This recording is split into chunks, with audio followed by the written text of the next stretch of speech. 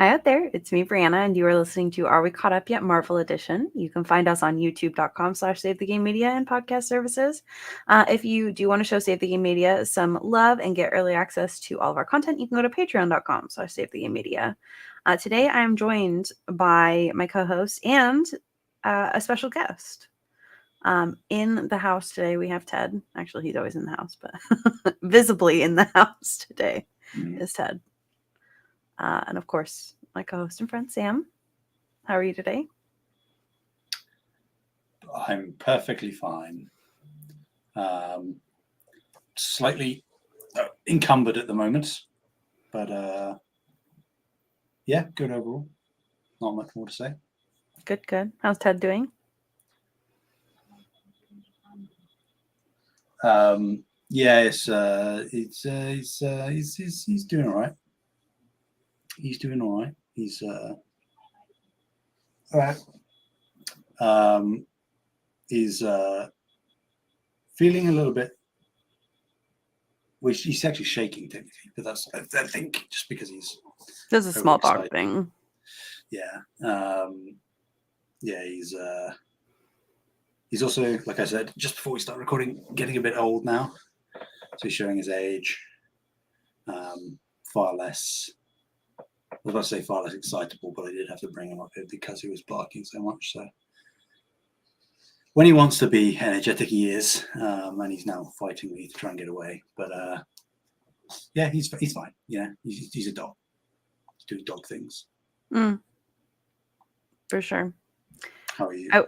I'm doing well. Thanks for asking. I'm a tiny bit tired.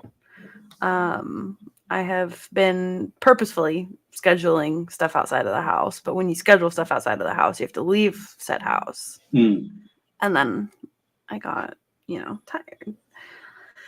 On top of that, I've been doing a really good job. I told you guys that I was writing this weekend, and I did.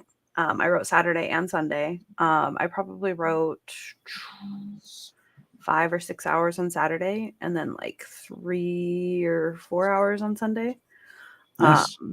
So yeah, solid progress. I'm trying to finish like one full book by the time I turn 29, which is in February. So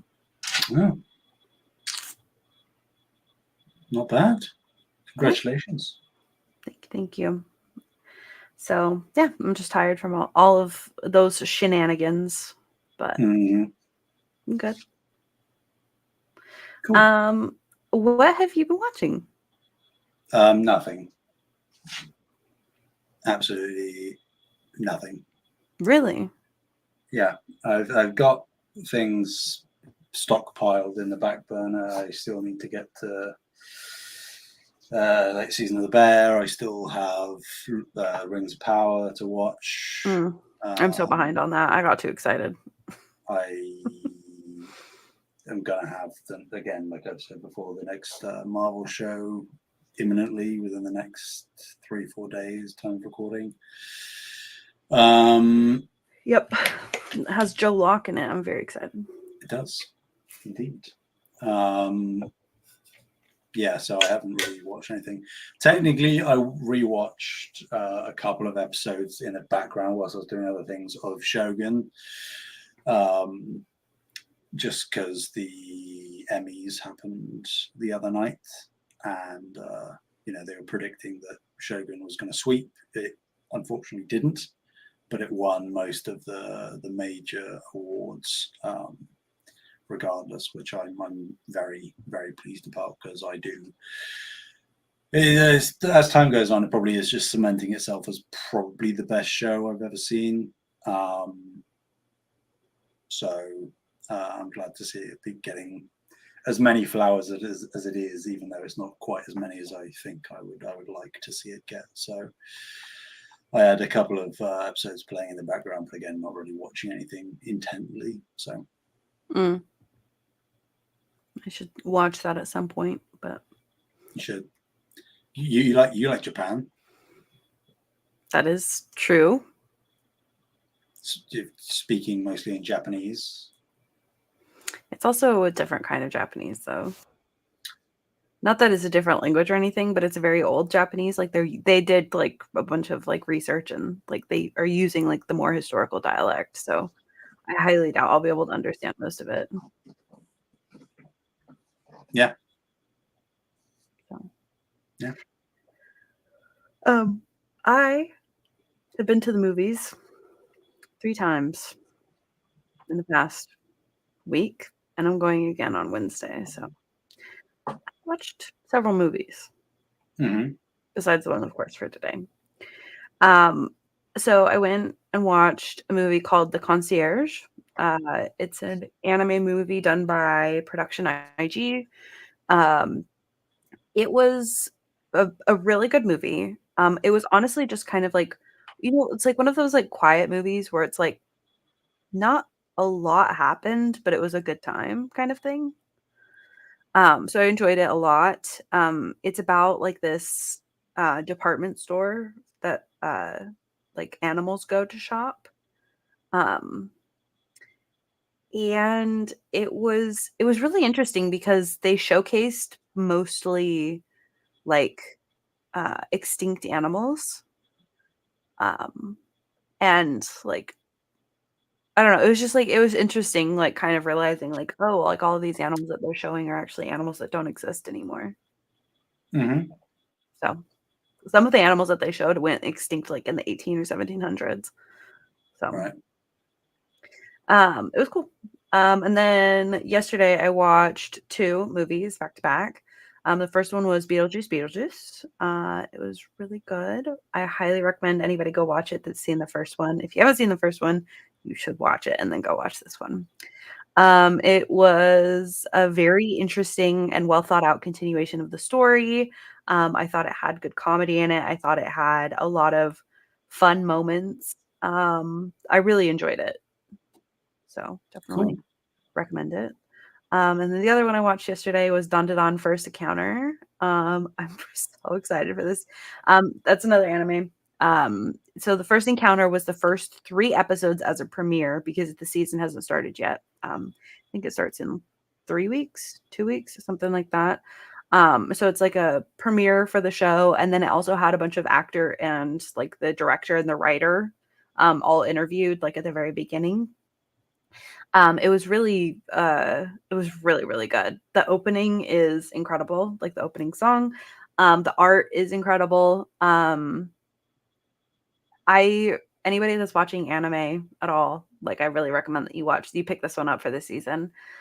It's really a bizarre show, Sam. Like it is so like it's about this like one kid that believes in aliens but doesn't believe in ghosts, and about another kid that believes in ghosts but doesn't believe in aliens. And so they they like dare each other to go like to the like this haunted spot, right? And they're like on the phone with each other and he's like, "Okay, like I'm at the I'm at the haunted tunnel or whatever." And she's like in this building where aliens supposedly abduct people. And you're like, "What? Like why are they doing this, right? Because they're trying to prove to each other that they're real." Well, they both get screwed over.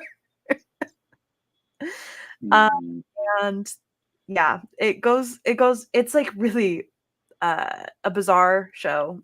It moves very quickly. Uh and yeah, it's really good. Really recommend it for anybody that watches anime. Cool. But yeah, that's basically what I've been watching because the rest of the time I've been playing One Astrobot or reading. Yeah. Awesome. Yeah, good times. Um, let's see. So the other thing I watched, of course, is one Thor, Love and Thunder. Don't know if you've heard of this before, Sam, No. as you shouldn't have. Just so general thoughts. Okay.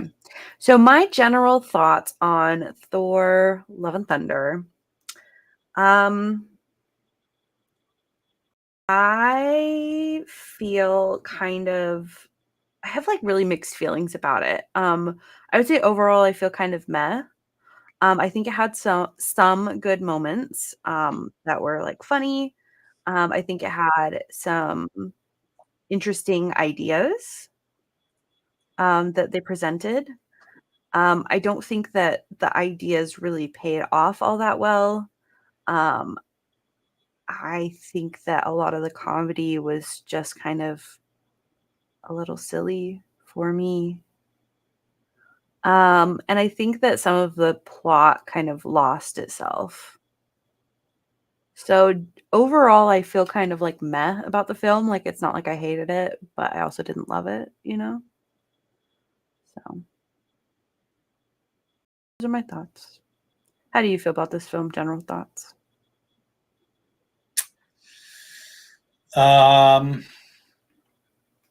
It's unfortunate that this film had to come right after Multiverse of Madness because it inadvertently caused what I would argue is probably the worst 1-2 punch that the MCU has experienced thus far. I think this film is pretty bad,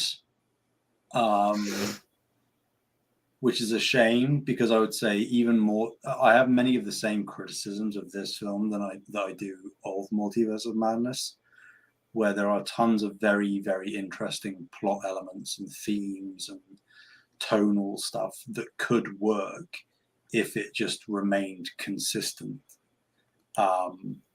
And it doesn't here, and it didn't in Multiverse of Madness.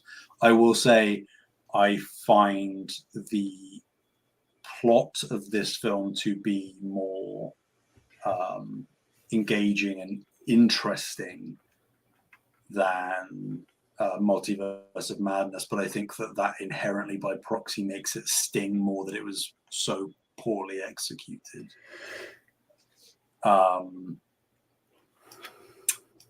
Yeah, I think it's really interesting because before this film came out, everyone was like, Multiverse of Madness didn't quite hit. So, but it's okay because we've got Thor: Love and Thunder coming. Taika Waititi knocked it out of the park with Thor Ragnarok. You know, he saved Thor. It's going to be great. We're going to have another cracking film on our hands. And yeah, I don't know really what happened.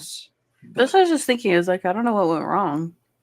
I think Taika just probably took the wrong lessons from Thor Ragnarok. I myself was critical of Thor Ragnarok when we were talking about it, and I've sort of waned on my love of it over the years.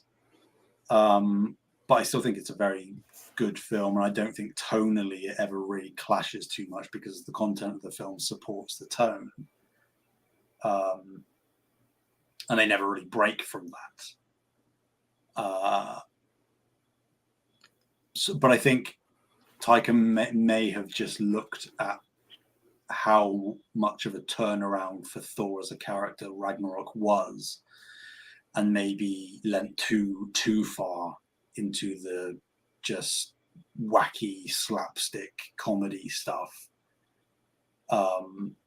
while simultaneously trying to tackle multiple storylines that would inherently require a far more serious tone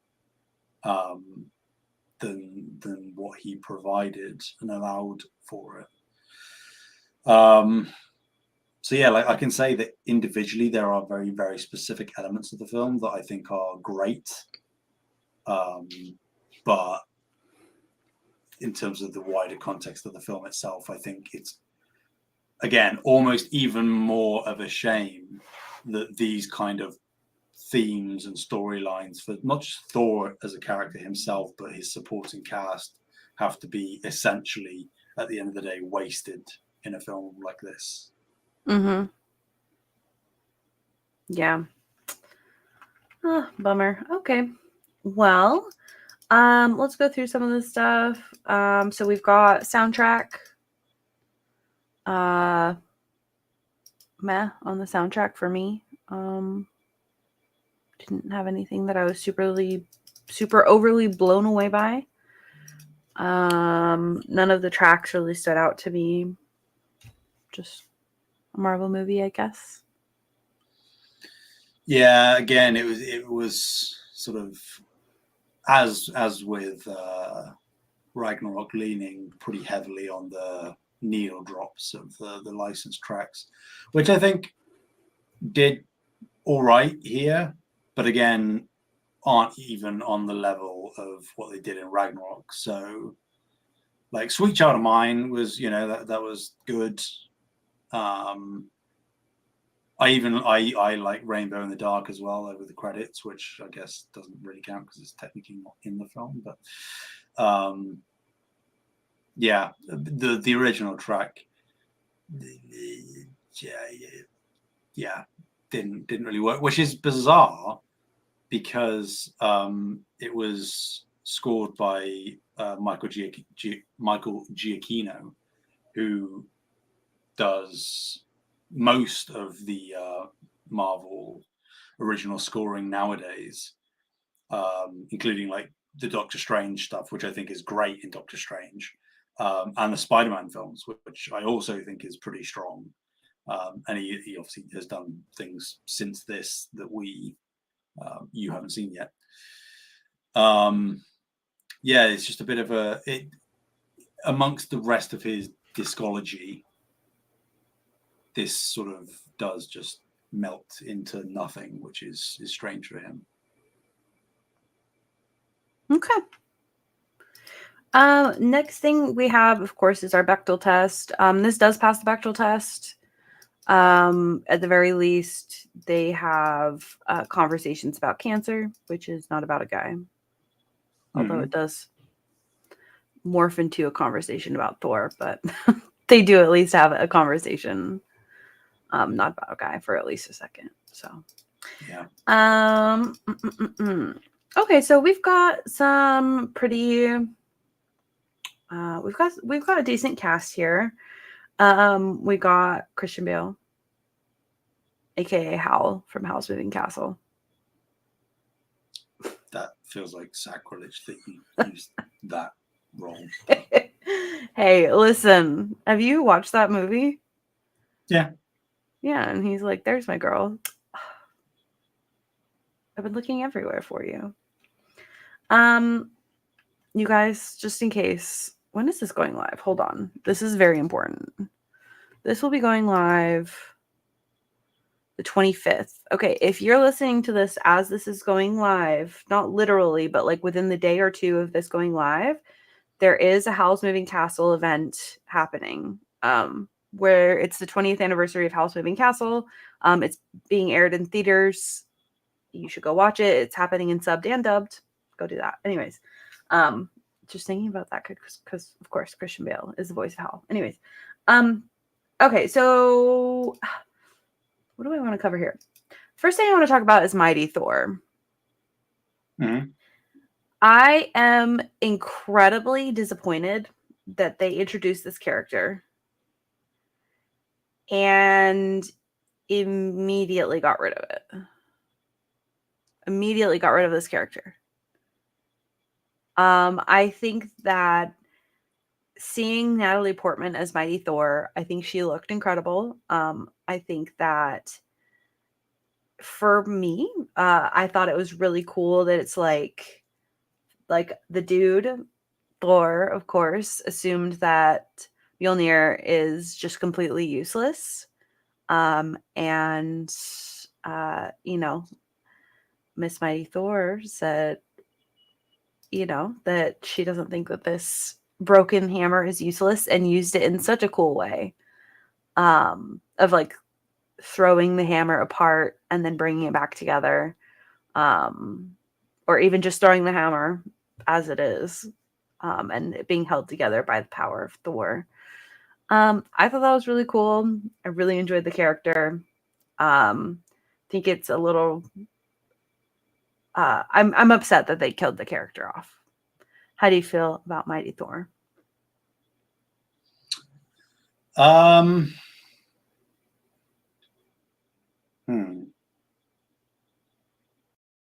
She is a very popular character in the comics, and as you can imagine, a big sort of PR marketing thing about this film pre-release was that, you know, you got a female Thor. And that was exciting. And then they announced that it was Natalie Portman, and people were sort of like, well, it makes sense because Jane Foster in the comics, it does become Mighty Thor, and Natalie Portman plays Jane Foster, so that sort of makes sense. But I think we talked about it when we were talking about Thor way back when, that Hemsworth and Portman sort of didn't have the best chemistry.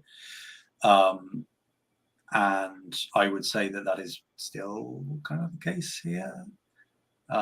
They don't seem all that sort of natural and comfortable together. I think it was nice to bring her character back, because she did sort of just unceremoniously disappear. And I think that the film is all the better for having her in it. But I think that, again, it's sort of just, everything's so intertwined with this film, the problems, where it just goes back to the fact that, arguably, I would say, out of the Gorr storyline and the Jane Foster storyline, you might disagree, I would say that the humor affects the Jane stuff less than it does the Gorr stuff.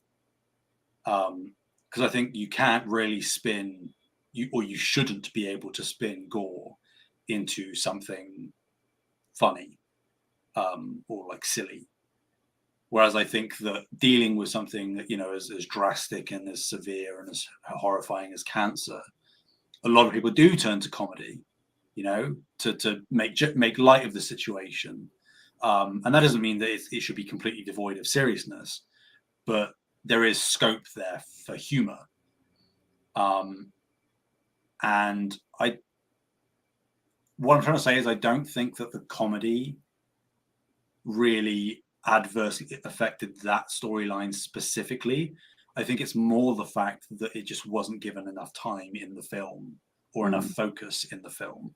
It was sort of the way that they reintroduced the character was, you know, setting that up, and then it became very important right at the end. And you got like little, you know, hints and glimpses of it throughout the film, you know, where she was in the bathroom and she drops the hammer and she's back and she's looking all sort of decrepit and weak, and then she picks the hammer back up and smashes the sink. It's like, okay, yeah. But I kind of feel like, and again, I get it, because narratively they say that she didn't want to say anything, which is what a lot of people dealing with these sort of illnesses do say. You know, they don't want to be a burden. They don't want to say anything. Don't want to complain. I get that, but I don't think that if that was the intention, it was handled depthly enough, or communicated well enough. Honestly, a lot of people have said this. Realistically, there should have been one film about Jane, and then you can have another film later down the line, another Thor film about Gorr. But by trying to cram these two incredibly complex storylines together, you are undercutting both characters, both of which should have an extreme amount of care and time and attention given to them, and their corresponding storylines. And both just sort of end up faltering as a result, because they try to cram so much stuff into comparatively a short runtime. If this film was like 3 hours long, there will probably be some that complain about that, but I would have vastly preferred that, and given both of these things a little bit more room to breathe at the very least, than trying to keep it to a nice, concise, just over 2 hours, and sort of feeling very underwhelmed at the end of the day. That's a long way of saying I do really like Jane. I both agree and disagree on her dying. I think that with the film as it exists, I don't know that there was really a way that they couldn't have had her die. And I think that there is also something we can argue about how well this was handled, but I think that there is something a little bit refreshing about the female doing the sacrifice play to save their loved one, or whatever, to save the day or anything. You don't really get that all that often, because it wasn't like the traditional trope of the female love interest being killed off to further the male's plotline. It was Jane taking the initiative, making the choice herself against the wishes of Thor to do this, to come back and to save the day, and to give her life. And in the same way that I think it's very effective and moving, even when like Natasha did it in Endgame, I think the same is true here, where it is very powerful to see her, fly back in that corridor and have Thor sort of look at her, and both of them acknowledge what this actually means. But for her to have the strength to do it anyway, I think that is very powerful. And one of the few moments in the film that I think actually really works. But yeah, it's strange. I also think there might be an air of Natalie Portman maybe not wanting to do more of it, because she was reluctant to come back to the role in the first place. So, and also I think post the film coming out now, with the reception that it's had, I don't know that she might be inclined to do it again. I'd love to see it again, and obviously the post credit does sort of leave some room for that, maybe, because of course we see Valhalla and Heimdall's there as well, so there is scope for them to come back as sort of ethereal beings that reincarnate or whatever. There is scope there. If the demand was high enough, or if there's a big crossover film coming, where all the characters collide, you could see that happening.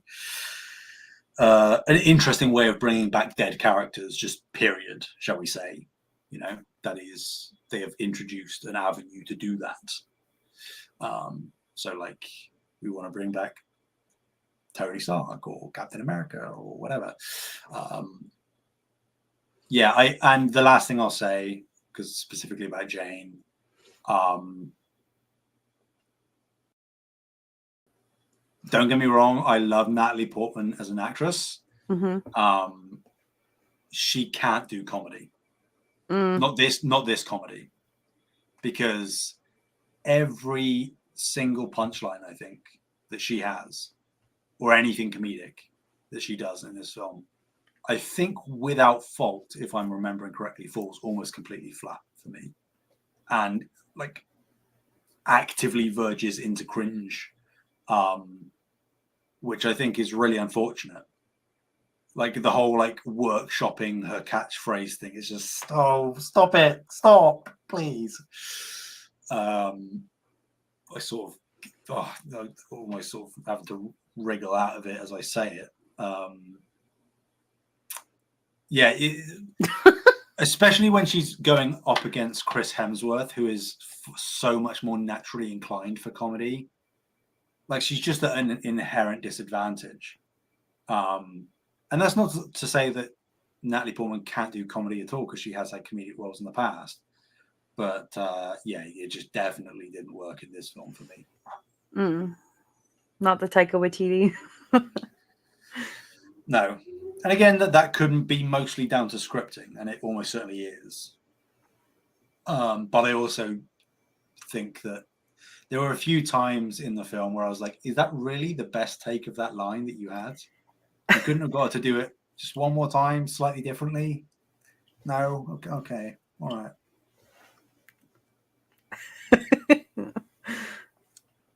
Eat my hammer! Yeah. What's your line? Literally anything else. I'd rather her have said, would you like some fries with that? Just anything.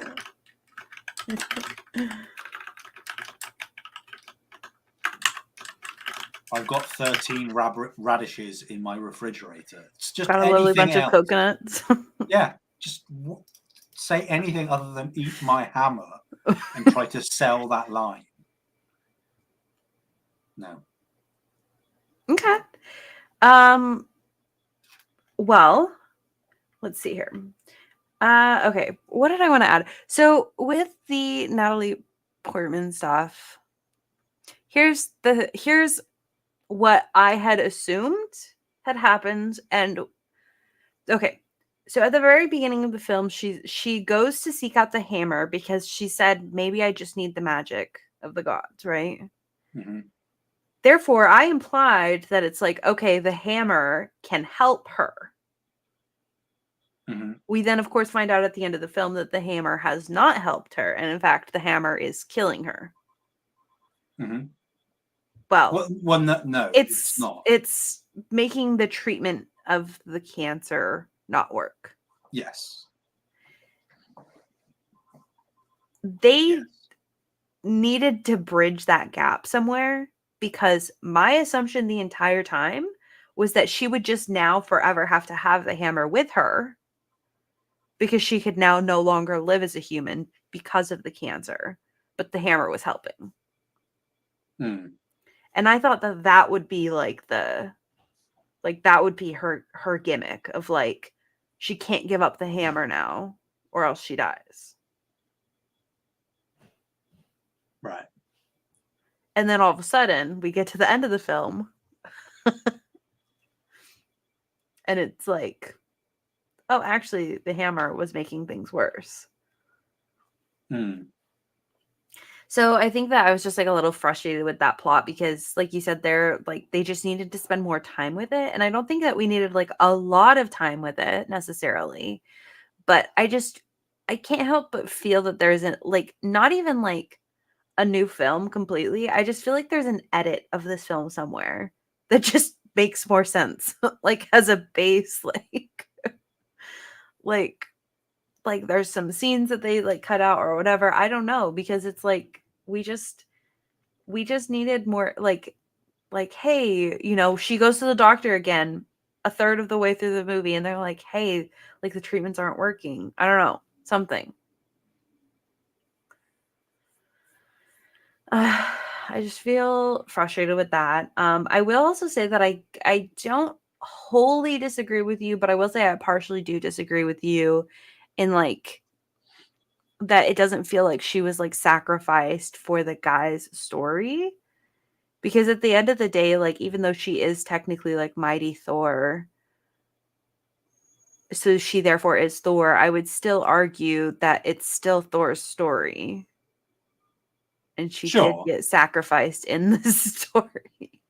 So I guess like as much as they wanted to like put it up to like, oh, this was her decision, like this was her autonomy, it didn't really feel like her autonomy to me. I did appreciate the conversation where he said, I'll support you whether you want to or not. And it wasn't like he was trying to. Ted has to get out of the room. I'll wait for a second, just because I was trying to make a point to him so that way we could argue, as we always do. But that's okay. While we are waiting, nobody said anything. I didn't say anything. Sam didn't say anything. But we do have our lovely Luna here. Also, you might be hearing sounds in the background. That is either the garbage truck or the recycle truck, most likely the garbage truck. But Luna has her little couch over here, and I love it. She's my little co-host. Just a baby. And she moved. Just a baby. I don't know what else to say, because now we're just sitting here waiting for Sam to come back. What else do we want to talk about? We can talk about it. Oh. Hi. I'm back. I just sat in silence the whole time. I don't think that's true. No, I did. I just sat here. You can ask the listeners. Okay, I'm sure. It's not like you're going to watch it back, so you'll never know. Point being, of like the oh man, the mighty Thor stuff. As much as I appreciate him saying like this is your decision and I'll respect your decision either way, because I do think that was the right answer, it still does feel like her character was sort of sacrificed. So yeah, but that, you know, that's just inherent to storytelling. I would say it is tangibly different to, again, the typical tropes we see. Like I think that it is within the context of the narrative and the actual meta universe, as opposed to the wider, like, real world writing and scripting and producing and directing and all of that stuff. Within the universe, it was wholly that character's decision. And it just so happens that she is a character within a Thor film that furthers the plot of the Thor film. But then, you know, I get your point, but I would say that it is still nice that there is a bit of a Rubicon between what you traditionally see female characters used for than female characters doing things of their own volition,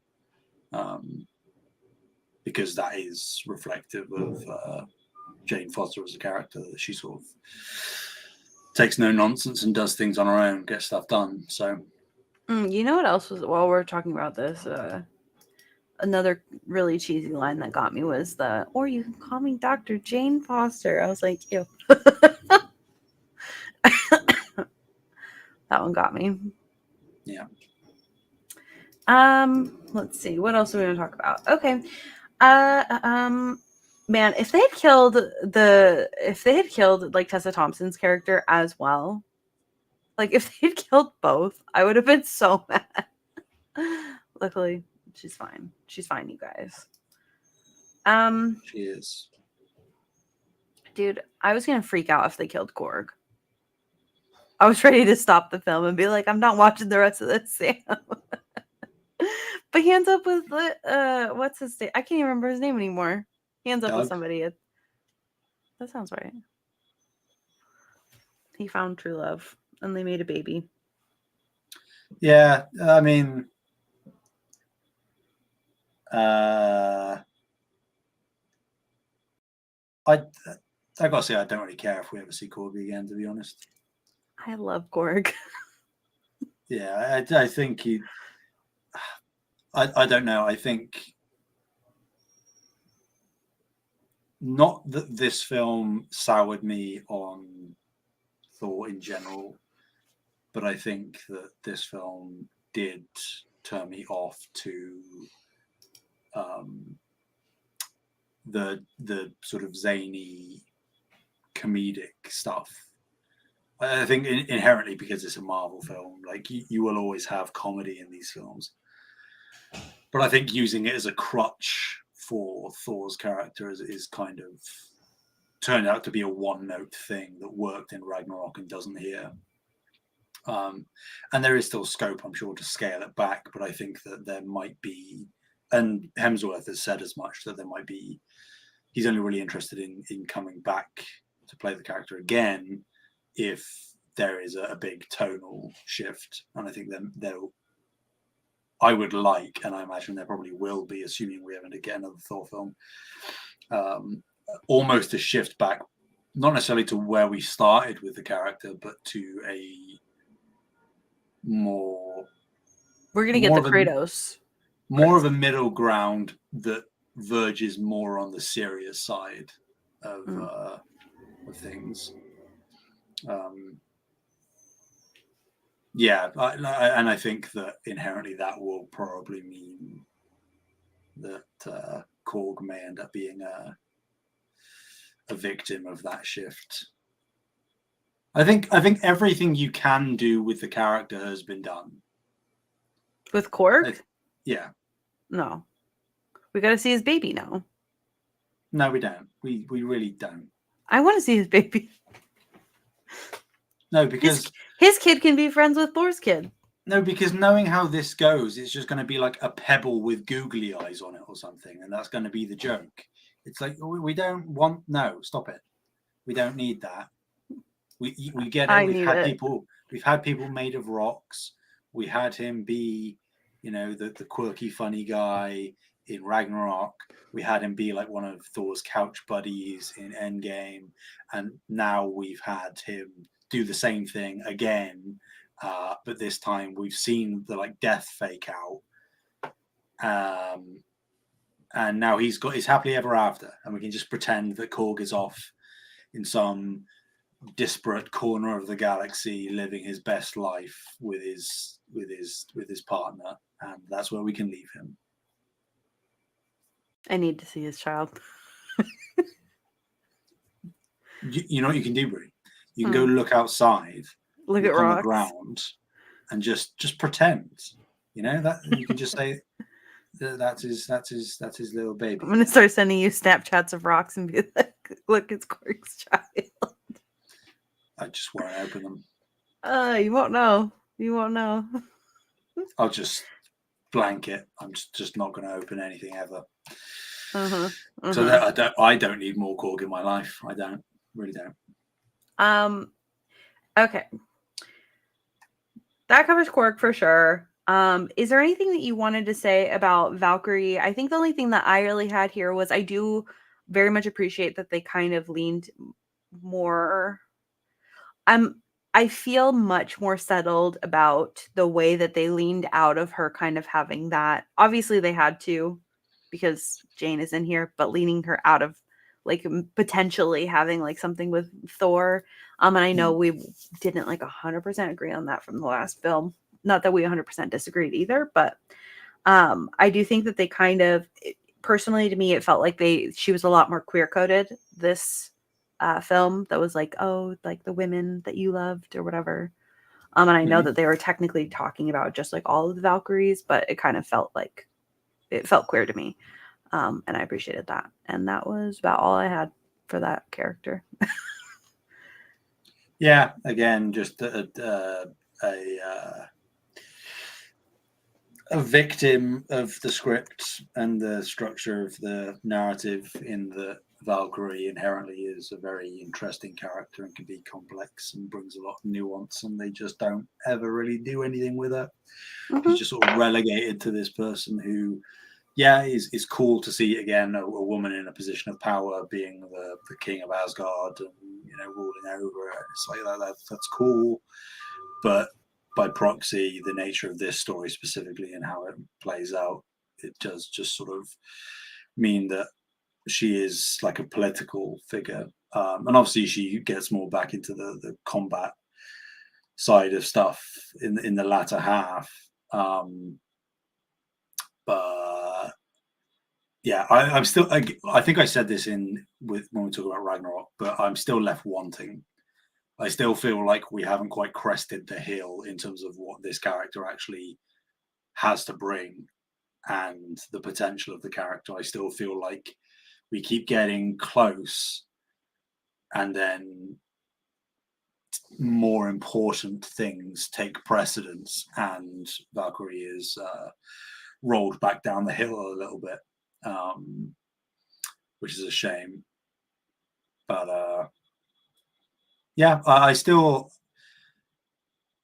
I have my issues with the character and with the performance, but I do still simultaneously wish that they did more with her, because I think that's what, if they just gave her more screen time and more space on the script, and a little bit more love and attention, then she could be elevated to not necessarily one of the best characters, but like a top tier character, with all the trauma that she's been through and her journey and all the different things she's done and seen. And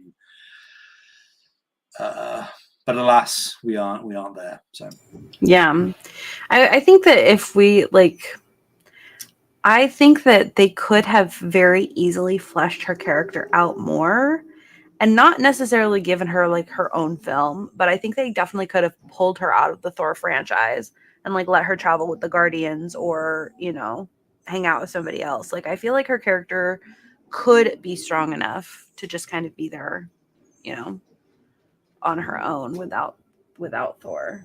But you know, oh well. What can we do now? We're not in charge here. Okay. A couple of the things we've got here before we get into like the Gorr plot. Curious how you felt about Zeus and like the whole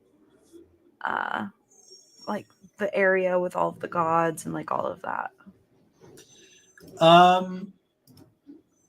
Yeah, I'd say I feel this is probably the one area of the film that I didn't mind the comedy,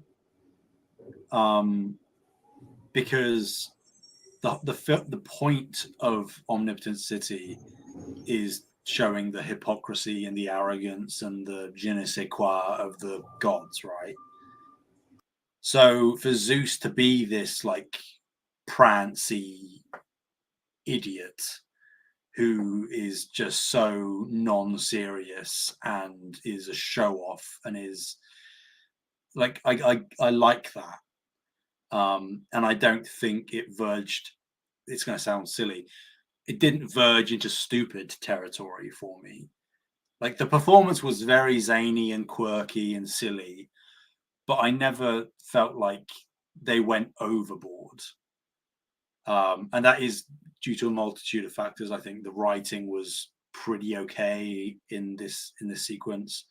I think that again the narrative setup of the point of them going there and being turned away by the gods, like that makes sense. You can't really have a cool Zeus or a nice Zeus that gets them to the same point and conveys the same message. Mm-hmm. That sort of puts Thor and his team almost in a similar mind space to Gorr, a sort of fine, I'll do it myself kind of thing. We also got one of the best moments of the film in this area too. Yeah, where Korg died for a minute, and then you're like, oh, thank God. No. And then they brought him back. We got to see full butt.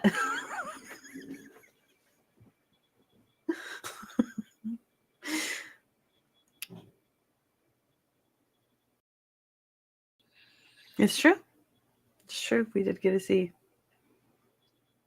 Thor's butt. He did. Yeah, and I also think that Russell Crowe did a pretty good job with the performance. Like, yeah, I would agree with that. Again, Russell Crowe, traditionally a very serious actor, for the most part. And he stands in like direct contrast to Natalie Portman. Whereas, and again, it's very much scripting and how they frame the characters and stuff. And Zeus doesn't have anything serious like Jane does in the film. But it's very clear that Russell Crowe just leaned fully into the insanity.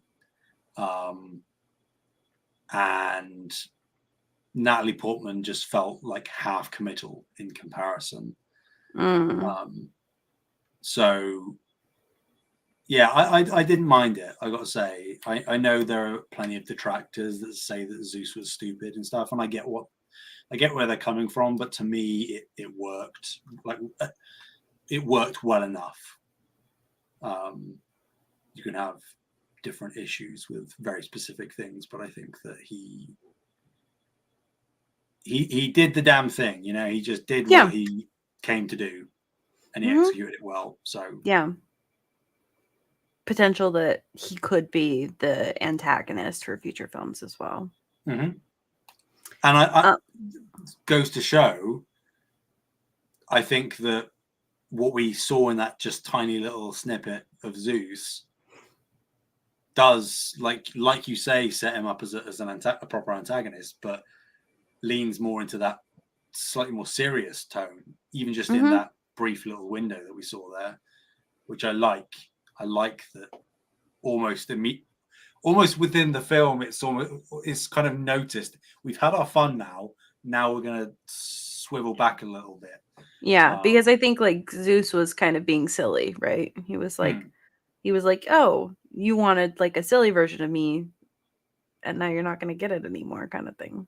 Yeah, and bravo to them if they can do that 180 in a natural way, where Zeus is doing all this showmanship stuff and showing off and being zany and quirky, and then they justify the tonal shift in the narrative by explaining that Thor took Zeus down a peg or two by showing him up in front of everyone, and therefore that sort of inherently drew out the Showed him up with his butt. Mm-hmm. Drew out the brought the more vengeful, traditional side of the gods that we hear about in myth and legend, and that can then justify why a future Thor film, whether it specifically has Zeus and Hercules or not,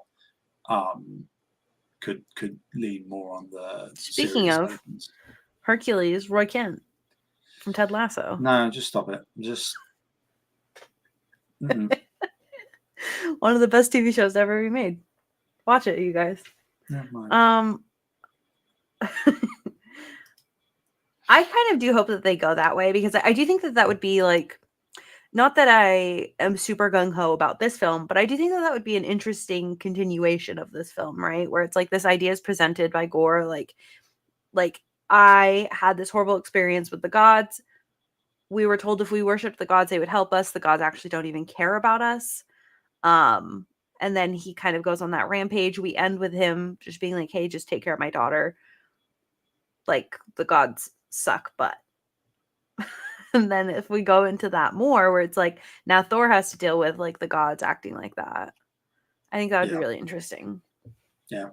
And like, again, you then even further go into the idea of Zeus has a bone to pick with Thor, so sends his son, who is a demigod, to fight Thor, whilst Thor is shifting away from the godly side of things and is just trying to care about someone who isn't his. And it's like there are lessons to be learned there, that the sins of the father pass down, and it's like it's going to sound so stupid, but like similar to the idea of like Last of Us Part 2, right? Mm-hmm. Where hate begets hate and cycle of violence and all of this stuff. Kratos, even in God of War, right? Mm-hmm. Like the cycle ends here. I think that there is scope there that could be really interesting. Yeah.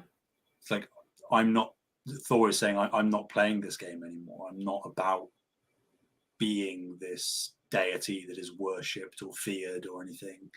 I don't view myself above or below anyone. I'm just worried about caring about this girl. Because I made a promise, and I you can already see that film being set up in your head as you talk about it, and I think that would be really cool. Whether they decide to do that, I don't know, but yeah. Okay, last little piece here is, of course, and we've kind of touched on it briefly, like the Gorr stuff. I definitely agree with you that it feels like they didn't spend enough time on it. I feel like they should have done a lot more setup for like why, because it's like, oh, well, he's going here to do this. And it feels like it was very like tell, don't show kind of thing. I think that we could have used like maybe a scene of like him researching how he could get what he wanted kind of thing, like, and trying to figure that out. Because it's like, we're just going to this random place because, I think we could have had a lot more there. Yeah, I mean, it's just in the same way that you were saying, like the plot kind of falls because there's not enough time for either of the plots. Yeah. But.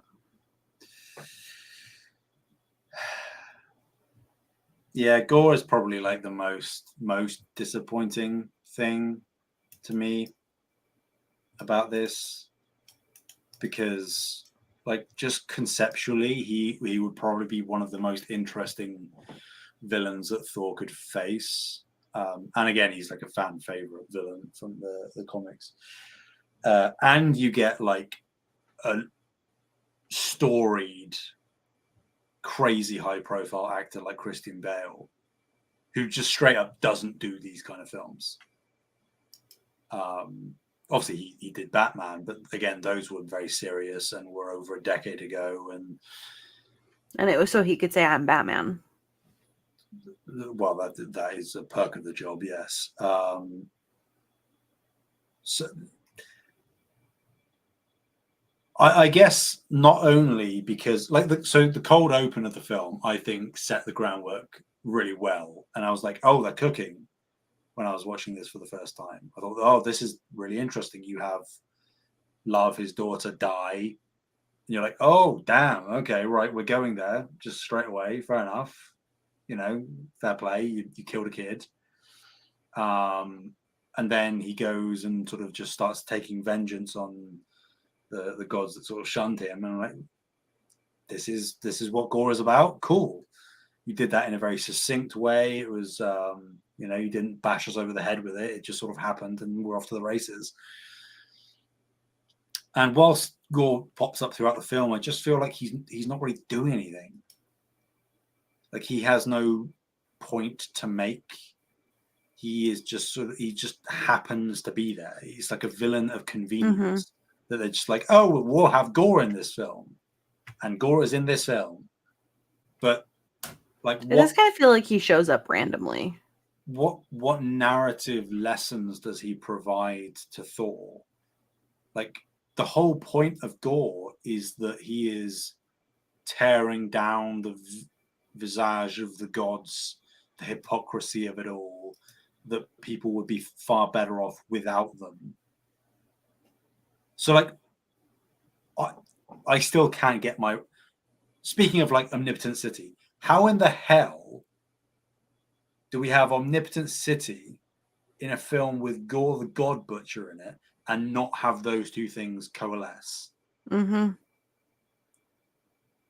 Whether it was before Thor and his group showed up or after, so that Thor stumbles across Omnipotent City in complete ruin and sees all of these gods dead, or he leaves and then we see Gorr show up and think, oh God, here we go.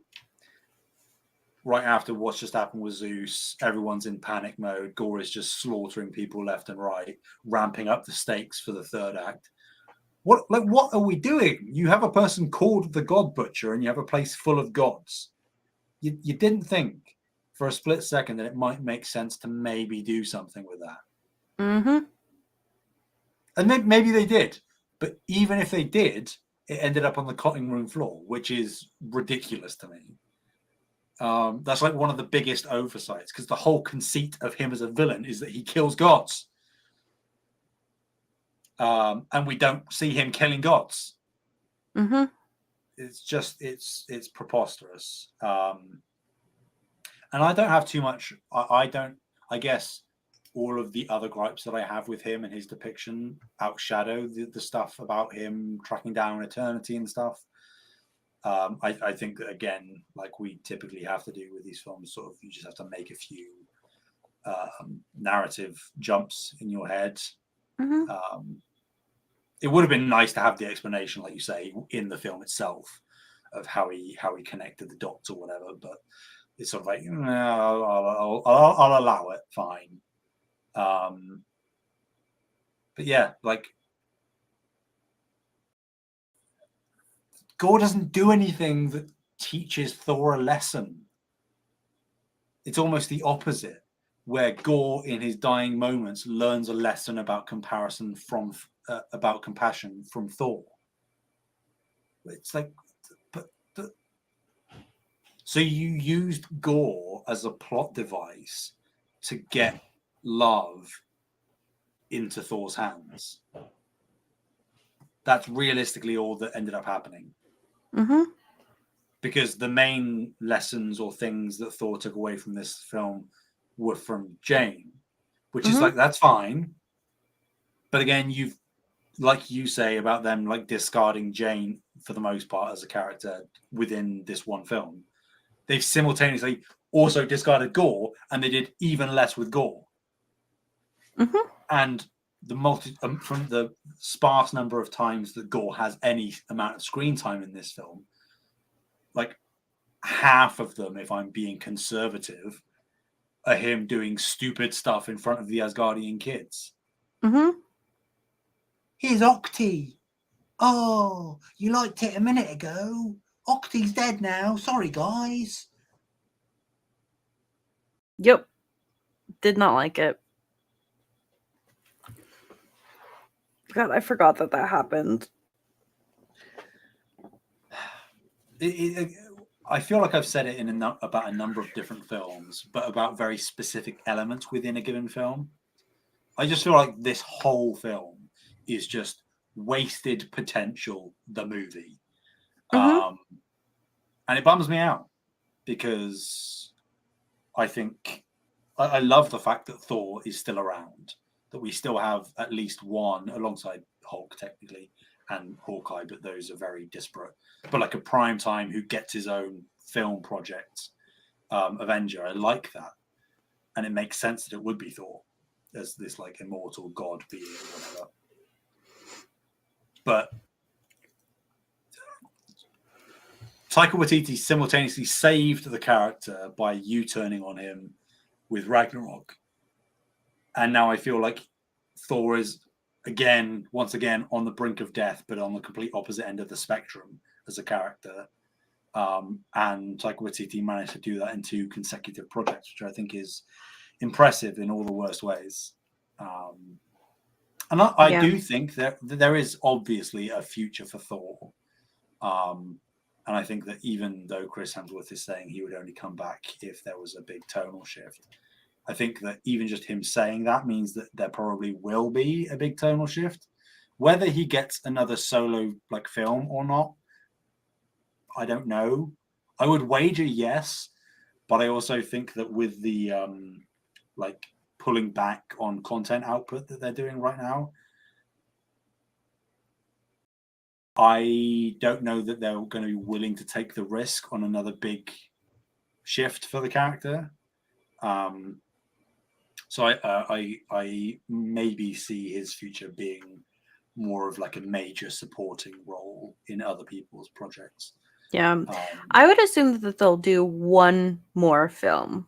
And it'll probably be a few years, but that would be my guess is they'll do one more Thor film because I think it makes sense for them to like, let's just do 5 Thor films. We'll call it their kind of thing and like kind of going into it with the intention. But I think they'll probably wait until after all of the crazy stuff happens. Whatever this next arc is. Okay, what else did I want to talk about? I think that was it. Let's see. Oh, I do have a question for you. How do you feel about Thor becoming dad god? I like it a lot. I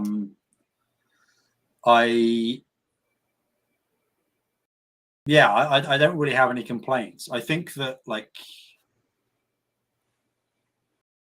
retroactively, a lot of the stuff from this phase, obviously the lines between phases is blurring a lot, and very hard to distinguish. There's not really any clear delineation where one might start and one might stop. But a lot of these things, I think we have mentioned this before, like even in Hawkeye, I think specifically we talked about it, where a lot of these projects are about legacy and lineage and heritage and all of these things, in different ways. And speaking about refreshing things, I think that there is something unique if they capitalize on it and do interesting things with it going forward, which I hope they would do, to have Thor in this new place where he has lost so many people in his life, everyone basically. Yeah. You know, his brother, his dad, his mother, his friends, most of his civilization, a lot of his friends. I think that for him to then, immediately after losing arguably one of the most painful people to lose in his life, who had just come back into his life, to become the foster parent of a villain's child. Pun intended. Sure, yeah. Jane Foster, foster parent. Yeah. Yeah. I got the reference. I think that is relatively novel. I mean, not that hasn't been done in fiction before, of course, but like, yeah, certainly within the MCU, we haven't seen anything of that ilk where there is like, not that we have any indication that love has any like evil or darkness lingering in her, but she's got like a fire to her, clearly, like a temper. And that could manifest out into something that is maybe more anti-hero, vigilante-esque, which would be cool. It could also just be like, because Thor had a temper too. Sure. And so it's like also, him having to deal with somebody with his temper. And also it is just like a kid thing, you know, where they're like silly and they lash out and they do, you know, they don't know how to regulate. I don't want to do this. I don't want to do this. And also just in terms of the film itself, it's set up as a comedic moment, so they might have just done that for that. But I think that it could be kind of interesting to have Thor try to my point was not rehabilitate this character, because there's nothing inherently evil about them, but to try and steer them down the right path, with all the lessons that he's learned as the character. And I think that with how broken Thor realistically is as a person, it might be kind of interesting to see that not necessarily fail as a tactic, but to have love end up somewhere in a bit of a gray zone, where she isn't bad by any means, but she isn't like a true altruistic hero, because she's learning from someone who has like very clearly deep emotional trauma, and that doesn't inherently put anybody on a bad path. But you get where I'm going. Narratively, there is things to explore there that could be kind of interesting, especially given Love's lineage, that, you know, there is a part of her father that will inherently always be in her, and what that manifests out into could be compelling.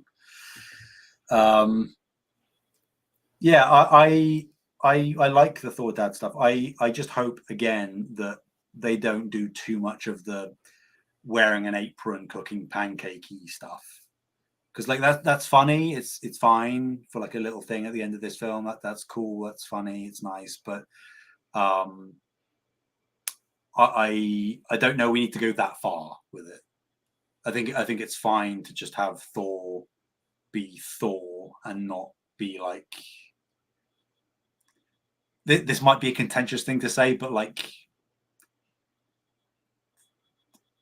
emasculated or made to look silly or funny, wearing silly things because Love wants him to do it or whatever.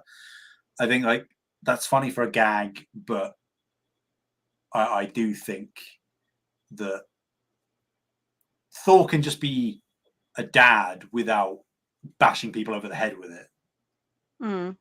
That's my point. I didn't feel like that moment did bash me over the head. I'm not saying it did, but I'm just saying that if they perpetuate that kind of stuff and it just becomes rote and repetitive. Well, I think if they started like doing, like, if she, and inherently just because of how much time it will have passed, she can't be as young. But if they had done something where if they had like done a film right away, and so she was still really young, and so he was like running around in like princess dresses and stuff like that, like the entire film, then maybe I'd be like, this is too much. But the thing is like, from what I understand, I am not a parent, have not experienced it. But being a parent clearly changes you, and changes things. And I think that it would be I would enjoy seeing that with Thor's character and how being parent has changed him. Yeah. I just think, I guess my point was that if there will be this sort of looming tonal shift again, I hope that the parenting stuff, again, you can still keep the comedy and stuff. I'm not saying that you take it away, but have the parenting go along with that tonal shift as well. Where Thor, I'm not saying Thor becomes like this strict, no nonsense parent, but how actually delve into the trials and tribulations of parenting rather than just have the parenting scenes with him and love just be used for funny, silly stuff.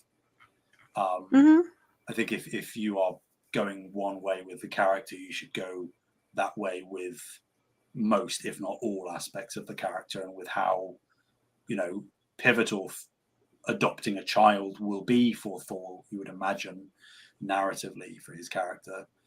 I think that is a cornerstone that you can't ignore or just reduce to comedy. Still have comedy, but don't have to be a purely comedic element of his character. Yeah. I will say I do think that it would be like kind of funny if they did like the next Avengers films or whatever, and she like tries to come and he's like, "You can't come with, you're just a kid," stuff like that. I imagine that sort of thing will play out. Absolutely. Yeah. It would also be really funny to have a moment where he's like, "She's so angry all the time." They're like, "Hello." Have a chat with Bruce Banner. Yeah, I will. There's one other thing that I wanted to ask you about, and then we'll be done here. But how did you feel about the goats?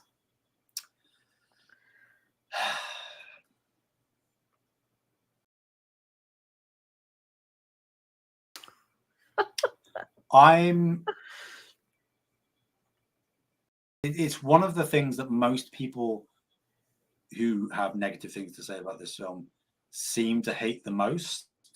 I must say, it doesn't irk me as much as it clearly irks other people, but I do think that it was probably used one or two too many times in the film.